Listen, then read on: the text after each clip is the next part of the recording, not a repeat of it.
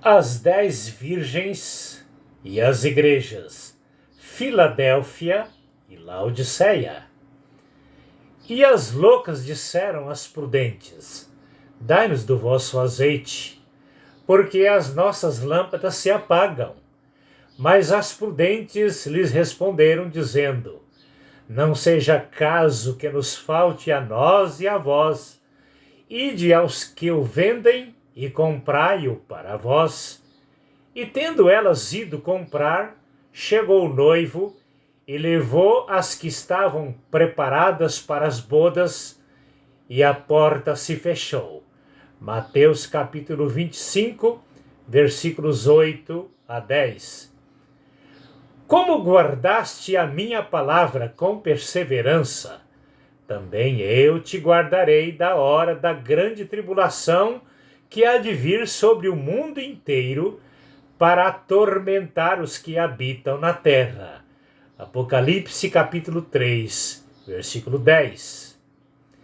Em Apocalipse capítulos 2 e 3, Jesus usou 7 igrejas locais da antiga Ásia Menor, hoje a Turquia, para figurar todo o tempo do cristianismo na terra, a partir do Pentecostes até o arrebatamento.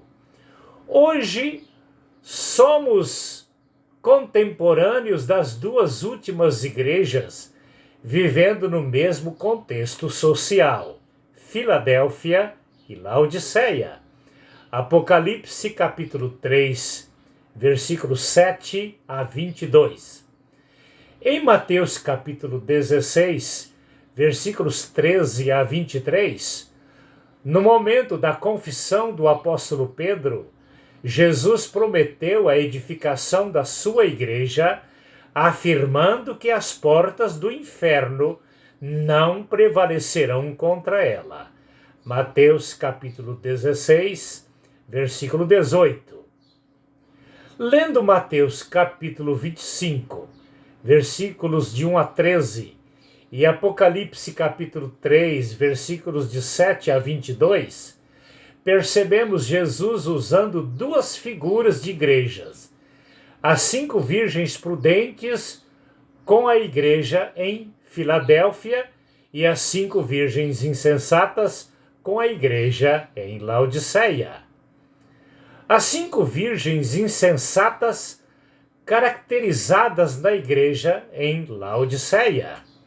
Mateus capítulo 25, versículo 8, e Apocalipse capítulo 3, versículos 14 a 20. Esclarecendo um questionamento. Se Deus estabeleceu no casamento um homem e uma mulher, como entender 10 virgens à espera de um só noivo? A resposta é que a Igreja de Cristo é uma só noiva, composta de uma multidão de pessoas, e que o número de 10 virgens da parábola é apenas ilustrativo. Na citação das 10 virgens, figurativamente, Jesus menciona 2 igrejas. Porém, as 5 virgens insensatas figuram a igreja daqueles que conhecem a Jesus nominalmente, mas não têm intimidade espiritual com ele pelo Espírito Santo. São os chamados crentes religiosos carnais.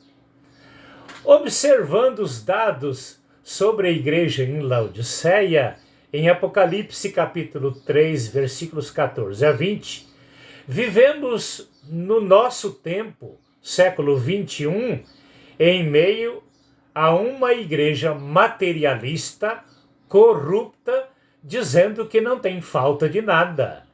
Mas Jesus aparece do lado de fora do seu contexto, dizendo: eis que eu estou à porta e bato. Se alguém ouvir a minha voz e abrir a porta, entrarei e faremos uma comunhão recíproca.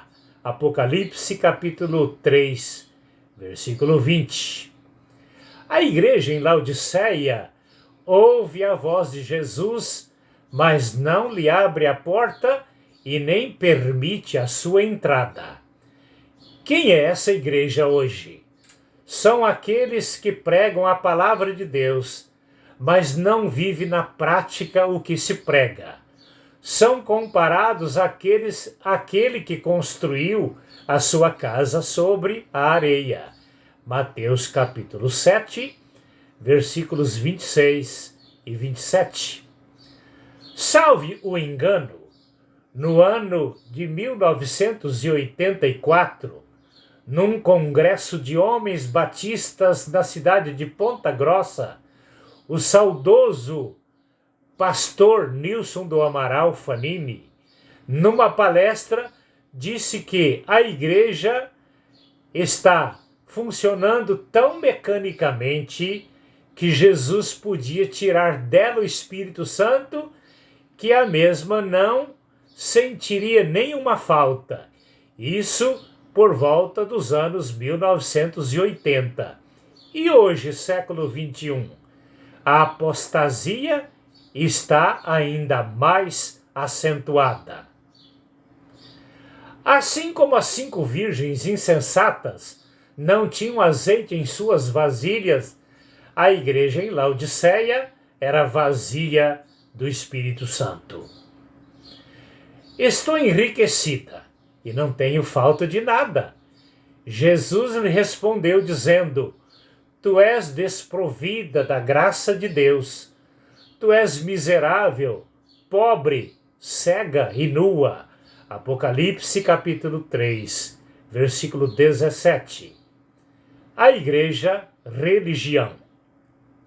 Certa ocasião, uma autoridade católica de renome, numa visita ao Vaticano, após lhe haver mostrado todas as riquezas em ouro, prata e outros, o guia lhe chamou.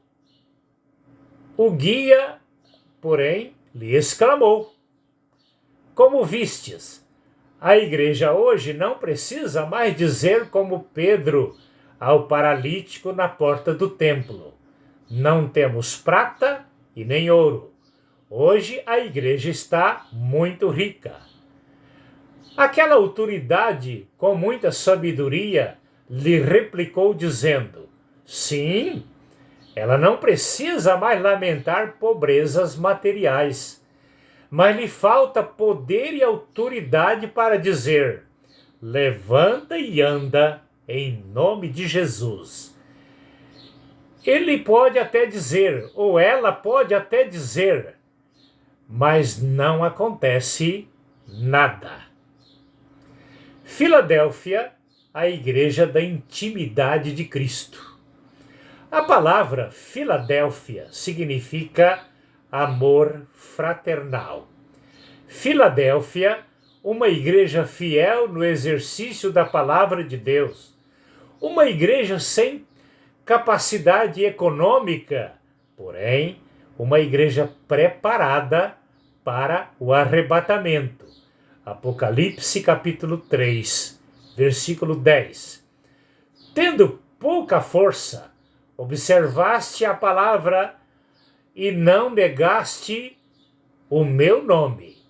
Como guardaste a minha palavra com perseverança, também eu te guardarei da hora da grande tribulação que há de vir sobre o mundo inteiro, para atormentar os que habitam na terra.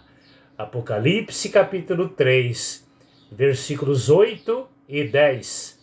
Aqui está a promessa do arrebatamento da igreja antes da grande tribulação. Assim como as 5 virgens prudentes da parábola tinham azeite em suas vasilhas, que é o símbolo do Espírito Santo em suas vidas, a igreja em Filadélfia e os cristãos Filadélfia hoje era e são seriamente comprometidos com o Espírito de Cristo. As figuras das 5 virgens insensatas e dos crentes sem Cristo em Laodiceia e de todo o tempo da igreja não farão partes do arrebatamento da noiva indo ao encontro de Cristo nos ares. Mas Filadélfia, os cristãos que têm essa característica farão partes do arrebatamento. Você é um crente Laodiceia ou um cristão Filadélfia?